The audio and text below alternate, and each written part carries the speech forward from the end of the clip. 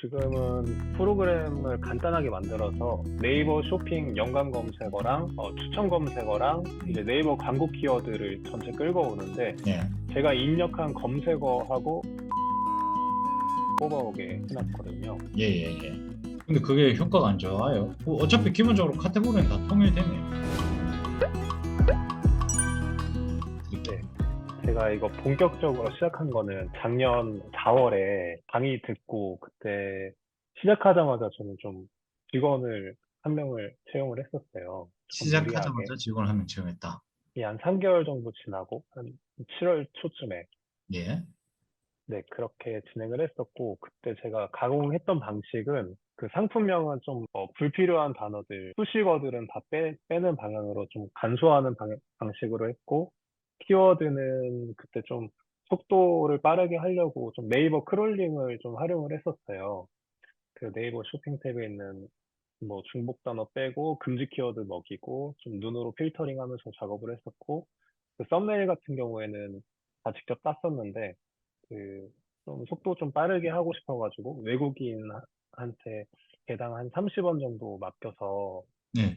썸네일 따서 그렇게 작업을 했었고 예. 매출은 그렇게 시작을 해서 한 작년 12월 정도에 한 3천만 원 조금 올해? 넘게까지 찍었었다가 이게 갑자기 막 곤두박질 치더라고요. 이게 분석도 제가 한다고 하는데 분석도 정확히 안 되는 것 같고 음. 그래서 방향을 어떻게 가져가야 될지 잘 모르겠어가지고. 근데 음. 지금 상황은 일단 직원은 매출이 많이 떨어져서 지금은 한 반토막 나서 한 1,500 정도 되는 것 같고, 이제 직원은 정리를 하고, 이제 저 혼자서 하는 방향은 그동안 DB를, 키워드가 좀 쓸데없는 것들이 많이 섞여 있다고 판단을 해가지고, 음. 네이버 카테고리 기준으로 동일한 것만 남기고 추가하고 하는 방식으로 진행을 하고 있습니다. 음. 그러면 지금 사업자 한 개예요? 사업자는 많습니다. 사업자 총 14개 있습니다. 14개에 월에 3천이 나온다고요? 예, 작년에. 어. 지금은 1,500개. 그러면 엄밀히 말하면 사업자 한 개당 뭐 100만 원씩 나오는 수준인가? 예, 예, 거의 없다고 봐야죠. 예. 지금 가공한 거는 그럼 몇 개인데요? 한 10만 개 정도 되는 거죠. 14개 올릴 때 이미지를 2장씩 땄거든요. 예. 그다음에 이제 버전 2개로 해서 키워드 랜덤으로 붙으니까 예. 이제 버전 2개로 해서 올린 것도 꽤 많아서 예. 공통 원본은 한 10만 개 정도 됩니다. 아, 원분은 10만 개 정도 된다. 예. 사업자당 결국 100만 원 나온다는 말은 좀 적네요, 그죠? 네. 뭐가 잘못됐을까요? 저도 그래서 저는 이미지가 설마 그러니까 제가 상품명들을 이제 검색을 했을 때 예. 뭐 대량 업자 중에 제 상품이 섞여 있을 때 뭐 이미지를 제가 가공을 했다고 하더라도 음. 이게 눈에 띄지가 않고 거의 다 비슷하더라고요. 그래서 뭐 그런 것도 있는 것 같고 키워드를 제가 뭐 크롤링 했기 때문에 뭐 카테고리가 안 맞는 게 많이 섞여 있어서 그런가 싶기도 하고 음. 그러니까 제가 분석이 정확하진 않을지 몰라도 음. 그렇게 한 거랑 그냥 날린 거, 그냥 음. 간소화시킨 거랑 비교를 했을 때 크게 차이가 있나 싶어서 그냥 음. 간소화시키는 방향으로 하고 있거든요. 음. 방법이 잘못된 거는 아무것도 없는 것 같아요. 거기서 뭐, 아까 말씀하신 대로 이미지 눈에 띄지 않는다. 근데 애초에 지금 하시는 셀링 방법 자체가 예, 한 개 한 개를 눈에 띄게 만드는 작업이 공수가 들어가진 않잖아요.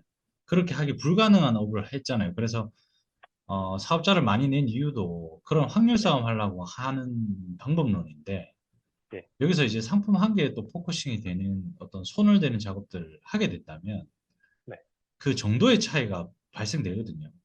내가 썸네일을 더 이쁘게 더 화려하게 꾸밀지 살짝 할지 그 정도의 차이에 따라 작업량도 많아지고 그러면 지금 작업해놓은 10만 개에 대한 DB를 다시 또 다 손보려면 그것도 일이 많고 예, 너무 비효율적인 걸로 돌아가시는 것 같아서 일단 전제는 지금 확실히 매출이 떨어져요. 그 시장 분위기가 지금 셀러들도 전반적으로 매출이 많이 떨어지는 시기고 네, 그리고 많이 힘들어서 그만두시는 분들도 많고 뭐 그럼에도 불구하고 이 와중에 또 잘 파시는 분들은 또 잘 팔고 항상 이게 반복이 되는데 지금 사실 경기가 너무 심한 불경기이긴 해요. 저희도 체감을 했을 때 네, 이 온라인이 이 정도면 사실 뭐 오프라인이나 기존에 밖에서 자영업 하시는 분들은 진짜 엄청난 직격탄일 거라고 생각이 될 정도로 코로나 때도 저희는 수혜를 입었잖아요. 성장을 했거든요. 근데 저도 처음 보거든요. 이 정도로 지금 매출이나 이런 흐름이 이 정도로 온라인에까지 또 우리가 막 엄청 막 한 개 제품만 파는 게 아니라 정말 다양한 제품을 상품 DB로 우리 사업의 안정성을 바치는 구조고 그 안에서 적은 마진으로 보는 대신에 탄탄하다는 게 무기였는데 왜냐하면 상품 팔 수 있는 상품이 너무 많으니까. 근데 지금 전반적으로 시장이 안 좋은 건 맞아요. 그건 제가 봤을 때 일정 부분 어느 정도는 있어요. 근데 그럼에도 우리는 이 와중에 성장을 하는 사람이 돼야 되니까 제가 봤을 때는 하는 방식을 바꾼다기보다는 여기 소싱이고 이게 나고 셀러죠. 예, 마켓이 있어요. 그럼 내가 지금 했던 작업들은 가공이잖아요. 대표님 가공한 게 상품명, 네, 이미지, 예, 썸네일을 얘기하는 거겠죠. 예, 썸네일 해서 가공을 했는데 이 개수가 지금 5만 개다. 예, 예, 예, 이 작업 양은 충분한데 이 안에 있는 내용 자체를 바꿔버리면 키워드를 좀 더 딥하게 세심하게 다듬는다 또는 이미지를 더 세심하게 다듬는다 라는 방법론적으로 가버리면 네, 이미 대표님이 지금 전략으로 세우신 대량 등록과는 멀어지는 일들을 하게 될 거예요. 점점. 이거를 건드는 순간 예를 들면 이 작업이 한 번에 요이 땅에서 이때까지 쉽게 쉽게 빨리 많이 쌓아놨던 전략으로 가고 사업자를 이미 많이 냈고 이 전략을 선택했다면 끝까지 이런 패턴으로 갔을 때 우리가 매출이 떨어지면 어떤 부분에서 잡을 수 있냐를 고민해야 되는데 내 가공 자체를 바꿔버리면 네, 좀 더 딥하게 가버리면 작업하면서 점점 대량 등록을 할 수가 없게 됩니다. 시간이 많이 뺏기기 때문에. 그러면 어떻게 되냐면 한 반 정도 하다 보면 야, 이게 더 효과가 있네라고 해서 대량 등록에서 벗어나서 갑자기 또 이상한 데로 가죠. 뭐 사입으로 가거나. 왜냐면 키워드를 좀 더 세심하게 다듬으려면 하다 보면 내가 만진 게 또 잘 팔리거나 이런 것들이 많은 양을 확률 게임 하는 거랑 조금 더 세심하게 딥하게 들어가는 순간 조금 더 보이고 해보고 싶어지는 게 많아질 수밖에 없거든요. 그러면 이제 사입으로 가는데 그게 틀렸다라는 게 아니라 대표님께서 대량 등록을 조금이라도 이 안에서 효율을 더 내고 싶으신 분이라면 저는 추천을 드리는 거는 이 부분을 신경 써보는 게 어떨까라는 생각을 합니다. 지금 이 방법론으로 일단은 뭐 3천까지 나왔다가 1,500으로 줄었어. 이거는 뭐 우리도 이유를 몰라요. 뭐 진짜 경기가 어려워져서 이게 줄었는지 아니면 대표님이 파는 상품군에 경쟁자가 나타났는지 일일이 모니터링 못하니까 모르지만 네, 제가 봤을 때는 처음에 나왔던 3천 자체도 빠른 시간 안에 나오긴 했지만 네, 그렇게 사업자 대비해서 엄청 높은 매출의 형태는 아니라고 보거든요. 네, 그래서 제가 봤을 때는 이 소싱의 영역을 다양화시키는 수밖에 없겠죠. 지금 경우의 수를 따지자면. 아니면 내가 뭐 대량 능력이 아니더라도 아까 처음에 말씀하셨던 대로 이미지나 네, 키워드에 대해서 좀 더 딥하게 내가 들어가 보겠다라고 손을 추가적으로 대봐야 되겠다라고 생각을 하시면 네, 이쪽에 좀 나를 세워야 되는데 이쪽에 나를 세우게 되면 지금 대표님이 갖춰놓은 시스템이랑 또 멀어지게 될 거예요. 처음에 몇 개는 이것도 유지하고 요것도 여기에 작업해놓은 걸 여기에 최대한 담으려고 노력하겠지만 여기서 이제 효과가 한두 개씩 나오다 보면 점점 지금 갖춰놓은 시스템이랑 멀어질 수밖에 없어요. 여기에 포커싱 될 수밖에 없는 상황이 오는 거죠. 네. 그러면 뭐 어떻게 해야 되냐? 뭐 뾰족한 수는 없어요. 지금 도매처를 상품군이 15만 개가 있는데 카테고리가 다 어때요? 최대한 넓혀놓긴 했는데, 뭐, 예, 가구도 있고, 가구도 그런데 있고 뭐, 생활용품이 가장 많긴, 생활용품이 가장 많죠. 예, 그래서 15만 개 가공을 했는 것보다 더 중요한 게 그 15만 개에서 얼마나 다양성을 주고 내가 판매를 하냐의 싸움도 되게 중요해요. 그 매출이랑 어떻게 보면 되게 직결되거든요. 예, 15만 개가 있어. 그 중에 뭐 8만 개는 큰 카테고리로 봤을 때 생활 잡화야. 네, 그 다음 뭐 2만 개는 뭐고, 만 개는 뭐고, 만 개는 뭐고, 만 개는 뭐고, 이렇게 다양하게 있다고 해도 큰 틀에서 내가 강화한 절대적인 양이 많은 게 만약에 생활 잡화 베이스라면 네, 이 부분을 쪼개는 수밖에 없죠. 1차적으로. 내가 매출이 떨어진다. 이 부분은 생활 잡화뿐만이 아니라 더 다양한 카테고리의 도매처를 쓸 수밖에 없는 거고, 내가 연동한 도매처별로 이제 뭔가 작업을 해야 되니까 그 도매처에 갇히는 게 없지 않아 있거든요. 네. 좀 더 다양하게 시야를 넓혀서 작업의 방식은 똑같이 하고 DB 자체를 다양화하는 게 더 중요하지 않나 라는 생각이 일단 1차적으로 들고, 매출이 떨어질 때는 지금 DB를 건드려서 내 매출의 전체적인 폭을 증가하는 것도 중요하고요. 상품 정보죠. 상품 내가 소싱하는 제품의 카테고리군을 넓혀서 내가 지금 팔고 있는 모든 마켓에 조금씩 다 각각 고르게 올리는 전략이고요.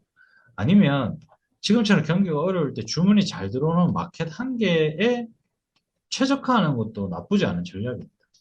마켓 한계에 대한 최적화도 뭐 우리가 네이버 쇼핑에 똑같은 제품을 내가 6대 오픈 마켓에만 올려도 어차피 다 묶이잖아요. 네. 그죠? 네. 네. 그거를 뭐 내가 스마트 스토어를 키울 전략으로 갈 건지 네. 아니면 다양하게 네이버 쇼핑을 통해서 뿌리는 전략으로 갈 건지 네. 그것들을 뭐 선택해서 선택과 집중도 좀 필요할 것 같고요. 이거는 대표님의 선택입니다. 답은 사실 없어요. 답은 없는데 네. 예를 들면 지금 생활 잡화에서 가장 많이 해놓은 도면처가 있을 거 아닙니까? 그죠? 네. 그 업체가 대표님만 쓰는 게 아니잖아요.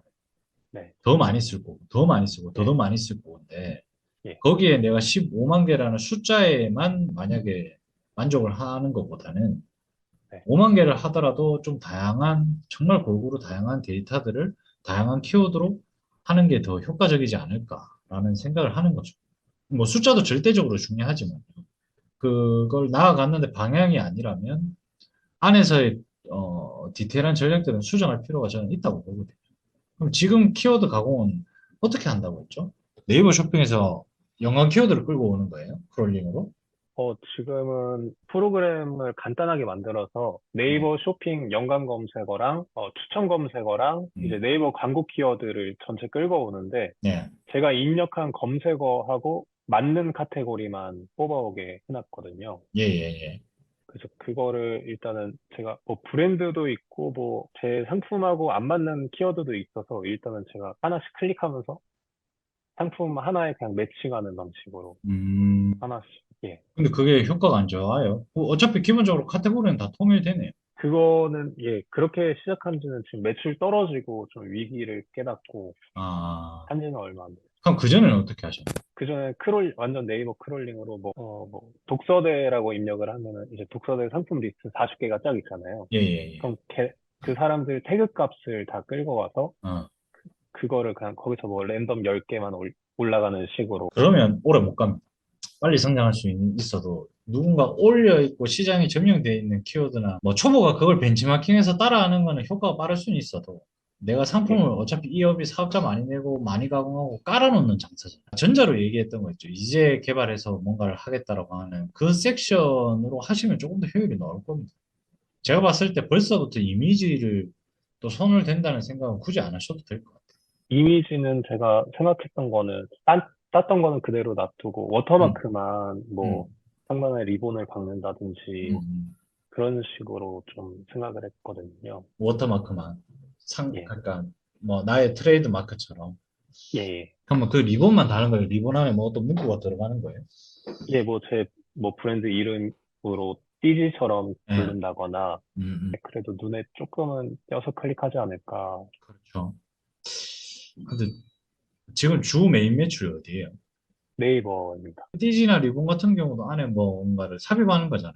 또 일괄적으로 작업하기 좋으려면 안 봐도 뻔한 게 뭐 특정 좌표 구간에 넣는다기보다 띠지 형태로 말 그대로 테두리에서 리본이 들어갈 것 같은데 예. 그게 뭐 저도 확답 못 들으겠는데 뭐 지금 네이버가 엄청 이미지에 관련된 제재가 심하잖아요. 음. 그것들에 대비하면 작업한 거 대비 효율이 없으면 꽤 많은 시간을 낭비하지 않을까 생각을 합니다. 그리고 만약에 띠지로 매출이 조금이라도 더 올라갈 수 있으면 예. 예를 들면 그렇게 해서 올라갔다고 칩시다. 눈에 띄어서. 예. 예. 그게 저는 제가 봤을 때 오래 갈 수 있는 전략은 아니라고 생각해요. 누군가도 또 띠지를 두를 거 아니에요. 예. 그리고 그 띠지 하나 붙였다 안 붙였다로 대표님 같으면 상품을 사냐 이거죠. 어차피 지금 그러니까 이 지금 대량 등록이라는 메커니즘 자체가 눈에 띄는 것도 뭐 물론 중요하지만 제가 봤을 때 그렇게 만지는 거는 소수의 데이터가 돼야 될 것 같고요. 뭐 일괄적으로 적용하는 부분에 있어서는 조금이라도 더 눈에 띄게 뭐 이런 부분들을 녹여내기 시작하면 네, 작업 관리 포인트가 엄청 많아지고 별로일 것 같은 느낌입니다. 차라리 만약에 그걸 하고 싶다면 예, 한번 필터링을 하는 거죠. 1차 돌격대 개념으로 내가 처음에 올리는 상품을 지금과 같이 작업을 하고요. 네, 상품명 가공과 이미지 지금 기존에 해왔던 방식으로 많이 양산하고 다만 여기서 매출이 떨어진다면 좀 더 다양한 상품의 카테고리로 그 데이터의 좀 결여성이라고 해야 되나요? 그런 것들이 부족하지 않게 받쳐주는, 좀 튼튼하게 만드는 그런 네, 작업들을 좀 하면서 그거를 양산을 하고, 양산한 데이터에서 뭔가 마켓에서 주문이 들어왔든지, 아니면 네, 뭐 어떤 특정 징후, 그냥 일반적으로 우리가 막 한 10만 개를 뿌리는 제품 중에서 어떤 반응이 있는 제품들만 솎아내서 그 2차 필터링이 끝나고 나면 네, 그런 제품들에 대해서는 대표님이 뭔가를 또 손을 일괄적으로 대야 되는 부분들이 있으면 또 되면 되고 또 네, 거기서 그 중에서도 또 내가 뭔가를 하고 싶은 또 3차 필터링으로 뭐 주문이 뭐 본인만의 기준이 있어야 되겠죠. 뭐 한 달에 뭐 그래도 10만 원 이상 팔리는 제품들, 뭐 한 달에 5만 원 이상 제품, 뭐 이게 매출 기준이 될 수도 있고요. 또는 건수로 뭐 하루에 뭐 한 건씩은 들어오는 제품들 뭐 이런 식으로 기준을 좀 세워서 또 3차 필터링으로 관리하는 제품들에 대해서는 진짜 하나하나 뭔가 손을 댈 수 있는 포인트들을 내가 만들어 나가는 것도 그게 더 효율적이지 않을까 생각이 듭니다. 왜냐하면 틀어져요. 이게 개념 네, 정리가 안 되면 내가 네, 이렇게 했는데 매출이 안 나오네. 그러면 내가 지금 1차 돌격 때 그 가공해서 그냥 다르게만 보여서 내가 확률 게임하게끔 쏘는 DB들 자체에 뭔가를 녹여내기 시작하면 네, 계속 틀어집니다. 그러니까 관리 포인트가 엄청 많아지고 결국 아, 사람을 더 써야 되나 이런 고민에 빠질 거고 혼자 하는 것도 감당이 불가능이고 그러면 또 지쳐요. 작업한 것에 비해서 결과가 안 나오면. 네, 지금도 사실 뭐 10만 개, 15만 개 작업해가지고 사업자가 그렇게 많은데 효율이 엄청 좋은 편은 아니잖아요. 네, 지금 고민하는 이유도 이렇게 하는데 매출이 또 올라가면 상관이 없는데 떨어지니까 내가 네, 작업 방식을 바꿔야 되나를 뭔가를 고민하게 된다니까요.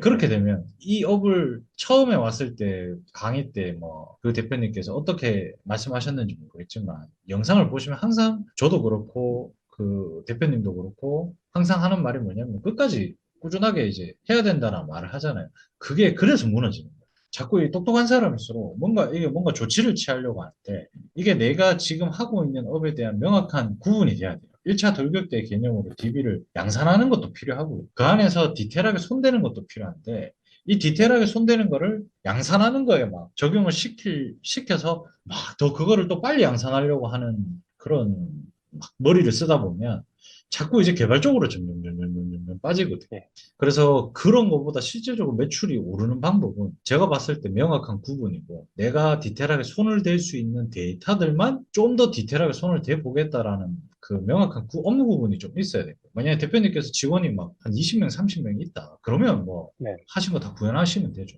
근데 아무리 아르바이트 쓰고 지금 초창기니까 직원이 많지 않을 거고 많아봤자 뭐 한두 명일 건데 아니면 혼자 하시거나 네, 그러니까 내가 내한테 일을 하면서 내가 지쳐요. 그럼 내가 그만두게 되거든. 내가 먼저 지치면 안 돼요. 사장인 내가.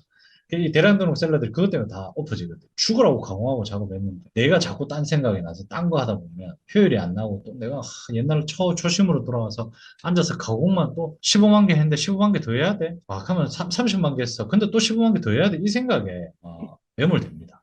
그래서 그냥 그건 내가 루틴으로 하는 일이고 예, 1차 돌격대 같은 경우에서 대표님이 뭔가 직원을 써서 그 작업을 아르바이트를 쓰든 직원을 쓰든 그 데이터의 정확성을 나타내기는 어려워요. 대량 등록이라. 무슨 말씀인지 알겠죠? 내가 한 개를 컨택해서 진짜 이걸 띄울 거야 라고 하는 판매 방법을 썼다면 네, 얘기가 다르지만 대량 등록이면 일단 그 1차 돌격대 같은 개념으로 간단한 가공으로 많이 양산해서 이걸 던지는 행위는 계속해야 돼요. 근데 거기에 그 작업에 뭔가 고도화된 게 뭔가 자꾸 첨가가 되잖아요.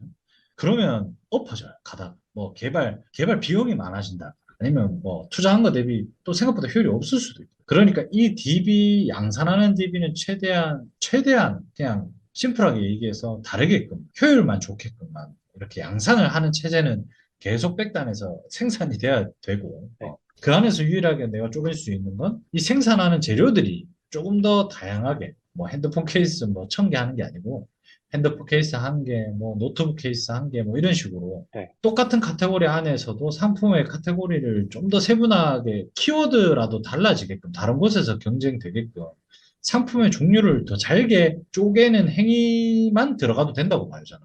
그리고 양산을 하는 거는 이제 직원을 두든 알바를 두든 어차피 거기에 따른 정합성에는 크게 연연하면 안 되니까 네. 거기서는 일단 시스템으로 뭔가를 굴려갈 수 있게끔 구축을 해놓고 그 다음에 이제 주문이 들어왔다거나 주문 왔던 것들 중에서 나의 기준이 있어야 되죠.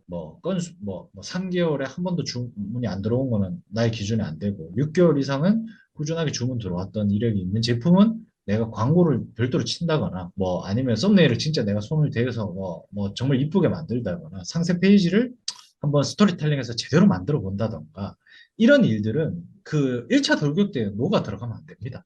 그래서 그런 기준들은 본인의 지금 주문 들어왔던 데이터들로 네. 본인의 상황에 맞게끔 설정해서 손을 대야 돼요. 그게 이제 본인만의 지금 회사를 키워가는 과정 중에 하나인 거죠. 규모가 커지면 그 기준도 높아지겠죠. 왜냐하면 작업량이 많아지니까. 무슨 말인지 알겠죠? 예를 들면 내가 예.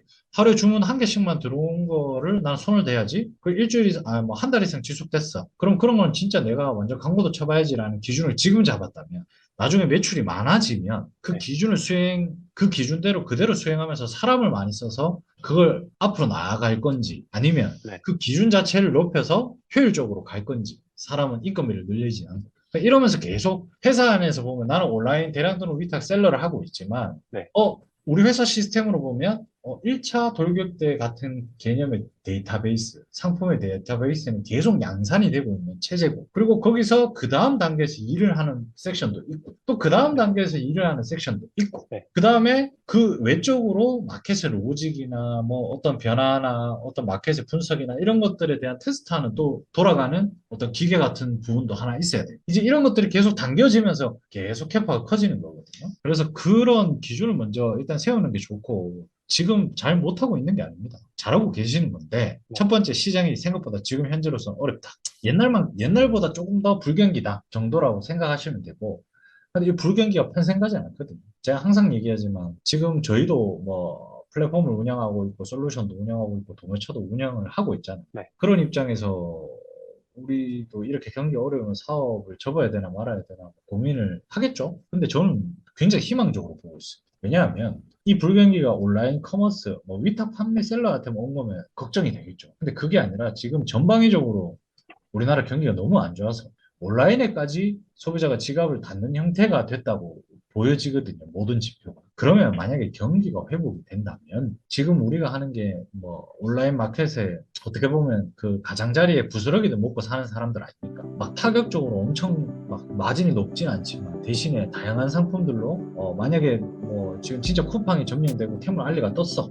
한국 시장을 점령했어. 그러면 우리는 쿠팡 알리에다가 또 등록해서 팔면 돼요. 걔네들도 한국 시장이 커지면 일반 셀러들 입점을 받겠죠. 지금은 아니지만. 그런 식으로 누군가 잘 되면 우린 B2C를 하고 있지 않기 때문에 셀러들은 B2C죠. 근데 내가 B2C 플랫폼 운영하는 운영자는 아니잖아요. 대표님이 쿠팡의 운영자고 지마켓의 운영자는 아니잖아요. 예. 그런 플랫폼들은 엄청나지만 흥망성쇠가 있다고 하면 우리는 많은 DB로 항상 그 시점에 흥한 데다가 집중적으로 공략을 하면 되는 업이에요. 이 업 자체가. 그래서 지금 시장이 힘들지만 경기가 좋아지면 온라인 시장이 저는 갑자기 오프라인으로 다시 또 넘어가지는 않을 거 아닙니까? 지금 시대적으로. 네. 경기가 좋아지면 다시 온라인에 제일 먼저 물 들어올 것이 지금 우리가 하고 있는 이 시장에 사람들이 물이 들어올 거란 말이죠. 그럼 그때까지 내가 데이터 정리 잘하고 지금 이 시점에서 좀 이렇게 말하면 그렇지만 초보나 중수나 조금 약간 애매모호한 사람들이 또 우르르 떨어집니다. 우르르 떨어져요. 그리고 나서 또 경기가 회복되면 살아남은 사람이 물 들어올 때 탄력받아서 쫙 올라가는 힘이죠. 엄필승 유튜브 출연자를 모집합니다. 대표님만의 성공 노하우 전수, 1대1 집중 트레이닝, 새로운 콘텐츠의 주인공이 되실 분 지금 바로 신청하세요. 자세한 사항은 유튜브 커뮤니티를 통해 확인할 수 있습니다.